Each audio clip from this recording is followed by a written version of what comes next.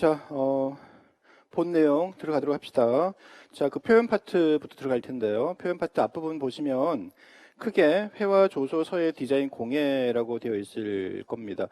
큰 단원에 대한 구분을 하자면 이렇게 되어 있지만 올해 이 중에서 이 디자인 파트에 들어갈 수 있을 영상 부분이 이제 새롭게 나왔죠. 원래 영상은 디자인에 들어가긴 합니다만 올해 나온 그 문제는 거의 영화 가까운 내용이었습니다. 그러니까 요거는 사실 이 디자인 파트 안에 영상이 있긴 한데요. 올해 그만큼 이제 기존의 디자인 영상이 아니라 완전히 그 영화과 학생들이 다룰 수 있는 그런 정도의 문제가 난이도 상으로 나왔기 때문에 제가 아까 말씀드린 점점 내용 범위와 깊이가 너무 지나치게 넓혀지고 있다라는 얘기를 이제 그 말씀을 또 드릴 수가 있다라는 거죠.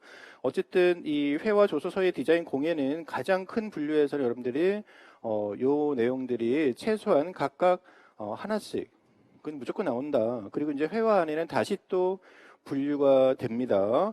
자, 일단 그 다음 페이지 넘겨보시면 우리가 이제 먼저 표현 파트에 가장 먼저 공부할 게 회화가 나올 텐데요.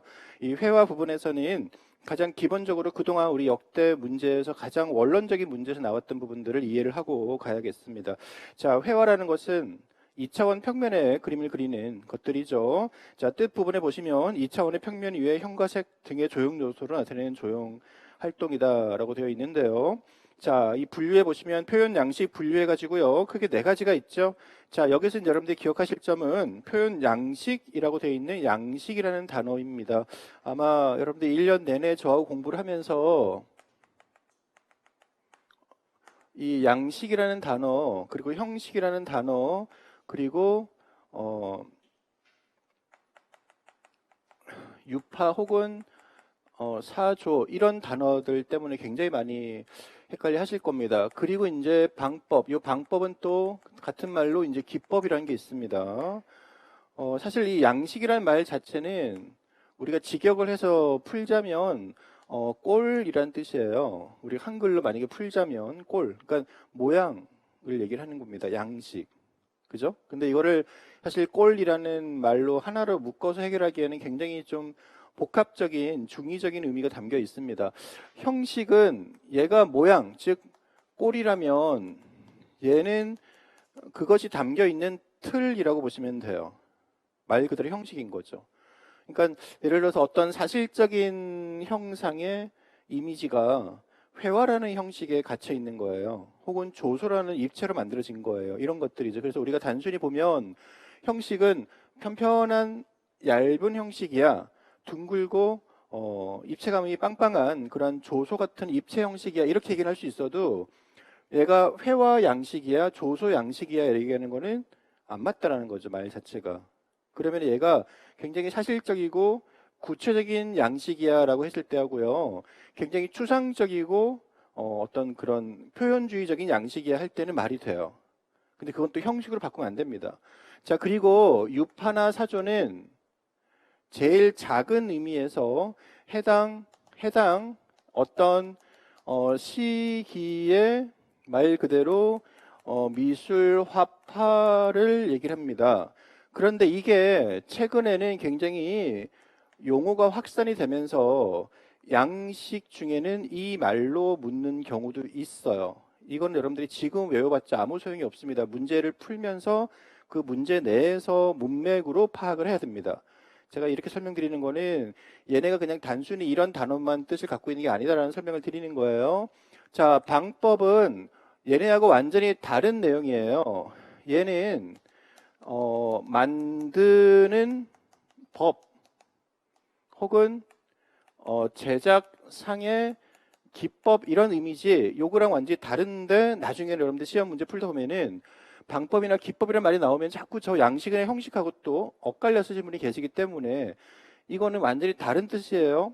그래서 여기에는 꼭 필히 재료가 무엇인지가 들어갑니다. 그래서 방법에는 기법에는 재료에 대한 얘기가 같이 언급이 될 거예요. 저기는 재료하고 상관이 없는 거예요. 왼쪽 편은 이해되시죠? 그래서 이거는 별개의 것이다라고 생각해 두시고 별개의 것임에도 불구하고 나중에 서술형 문제에서 이런 것들을 쓸 때는 이게 여러분들이 혼선이 돼가지고 이 용어 자체를 뒤죽박죽 쓰는 분이 많기 때문에 제가 미리 설명을 드리는 겁니다. 아시겠죠? 그렇다면 요거는 지금은 너무 신경 쓸 필요 없는데 요 바로 뒤에 우리 표현 파트 나올 때 얘는 다시 얘기를 할 거예요. 근데 이 부분은 매년 시험 문제 두세 문제가 꼭 나옵니다. 제작 방법, 제작 기법, 재료의 잘못된 사용에서의 문제점 해결책, 이 과정에서 재료를 이렇게 썼는데 왜 이렇게 됐느냐, 그 원인이 무엇이냐, 그리고 이런 것들을 해결할 수 있는 방법은 무엇이냐 등등등이 매년 나오고 있어. 올해도 나왔고 작년에 나왔고 해서 어쨌든 간에 표현 파트는 굉장히 중요하다. 그래서 지금 제가 말씀드릴 것은 일단 거기 보시면 자, 그 문장 자체가 어떻게 돼 있어요? 표현, 그죠? 양식이라고 되어 있잖아요. 표현하는 양식에 따른 분류했을 때 미술사 전체를 봤을 때요. 대상을 관찰해서 하는 사실적인 양식. 이해되시죠? 형과 색을 변형, 생략하는 추상주의, 추상 양식이죠. 감정이나 내면을 표출하는 감정의 양식, 감정주의라고 하죠. 꿈이나 비현실적인 심성을 표현하는 초현실 혹은 상상의 양식. 요 1, 2, 3, 4를 묶으시고요. 여기 여러분들이 이제 앞으로 공부하게 되는 서양이든 동양이든 모든 미술사의 그림들이 요 네 가지 안에 들어갑니다. 뭐 단편적인 예로 그죠? 우리 모나리자 같은 경우는 첫 번째겠네요. 화질적인 양식이고요. 그죠? 뭐 피카소 작품 같은 경우는 추상이 되겠죠. 예를 들어서 이렇게 설명할 수가 있다라는 얘기죠. 뭉크 같은 경우는 감정일 거고요. 그죠? 뭐 달리 이런 그림들은 또 초현실주의겠으니까 이거는 뭐 이렇게 분류하는 것이 일반적이다라고 말씀드리고요. 자, 그다음에 이제 제재 분류라고 해서 자, 제재란 말도 잘 나옵니다. 자, 제가 지금 용어를 설명을 자꾸 드리는 이유는 이 기본적인 용어들이에요. 제재는 주제 플러스 소재입니다. 자, 주제, 소재가 뭔지는 아시죠? 주제는 말 그대로 이 그림의 주제가 뭐니? 뭐 사랑이라는 주제예요 라고 했을 때 소재는 뭐니? 그 사랑을 이라는 주제를 표현하기 위해서 나는 엄마와 아이를 그렸어요 하면 엄마와 아이가 소재가 되는 거죠.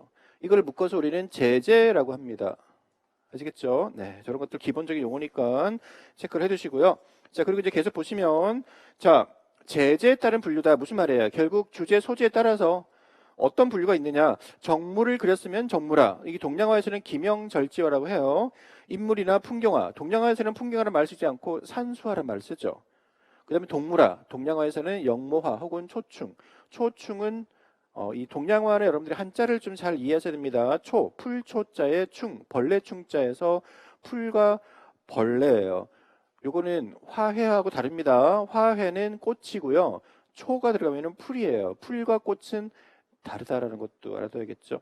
자, 그래서 어쨌든 이렇게 제재 분류가 있고요. 그 다음에 표현 태도에 따른 분류. 그림을 그리는 사람이 어떠한 표현 태도를 갖고 있느냐에 따라서 자, 보시면 사생이라고 돼 있는데요.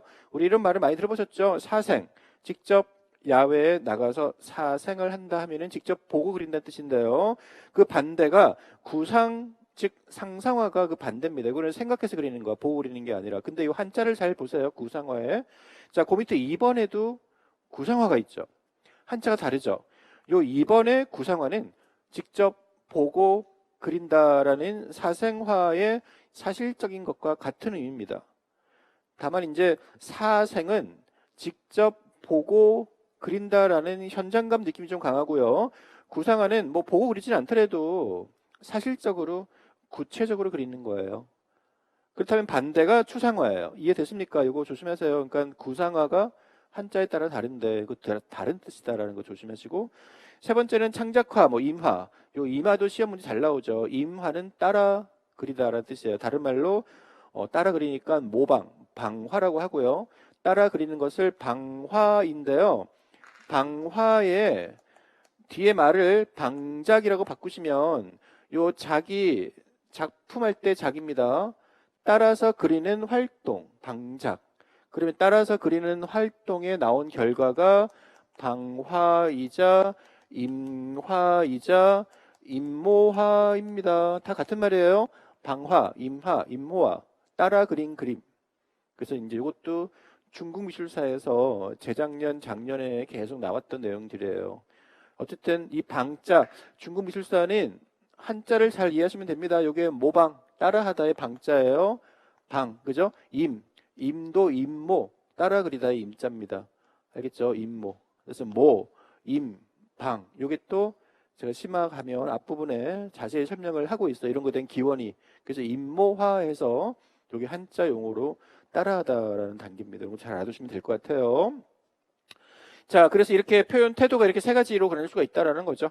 자, 그다음에 제작 지역은 어느 지역이냐에 따라서 이걸 뭐 기본이니까 넘어가시고요. 재료에 따라서 이런 종류가 있다. 연필로 그린 거, 펜으로 그린 거, 그죠? 등등등등. 자, 목적에 따라서 이제 종교화는 종교적인 목적이면 종교화, 그죠? 기본적인 순수 창작이면 순수화 등등 나올 텐데 사실 여기서 4번, 5번, 6번은 헷갈릴 건 없습니다. 헷갈리는 거는 표현 양식에 따른 분류와 표현 태도에 따른 구상환이 아니면 구상환이 요 구분을 좀 조심하시기 바라겠습니다. 그래서 시험에 나온 게 그 밑에 보시면 자, 여러분들이 이제 미술사를 배우게 되면 너무너무 많이 보게 되는 정말 기본적이고 중요한 도판들, 아마 지금은 이걸 보시고 여러분들이 어느 정도 기본적인 미술사 지식이 있는지를 확인해 보시면 첫 번째 그림이 렘브란트라는 17세기 바로크의 너무나 유명한 작가죠. 이미 다 기출이 된 겁니다. 거기 밑에 박스에서 기출 해놓은 거는 기출이 다 됐었다. 너무나 중요하다는 얘기예요. 자, 요거는 사실적인 거죠. 따라서 우리는 이런 것을 재현이라고 합니다. 자, 이 재현하다라는 말도 잘 알아두세요. 재현하다 하면은 똑같이 그 현실을 묘사하다. 따라서 실제처럼 사실적으로 그리는 것이 재현입니다. 자, 그 옆에는 뭉크죠. 역시 너무나 중요한 인물. 뭉크는 심상적 표현돼 있죠. 심상이라는 단어가 풀이하시면 여러분 심상, 마음 심자 상상 상자입니다. 마음으로 상상해서 그리다의 심상. 그러니까 심상화는 상상에다가 마음 심자를 써서 그죠? 이렇게 표현한 거니까 결국은 상상화랑 비슷한 말이다라고 보시면 되겠죠. 심상 이런 말도 상상화다라고 보시면 될 것 같습니다. 그렇다면은 이 뭉크는 마음을 표현한 거죠. 내면의 어떤 울분, 무서운 공포를. 그렇다면 마지막에 있는 몬드리안이죠. 네, 추상적 표현입니다. 그래서 여러분들이 거기 옆에 한 부분에 빈 곳에 위에 있는 네 가지 재현의 양식이라 되어 있는 거기다가 옆에다가 이렇게 화살표를 하시고요.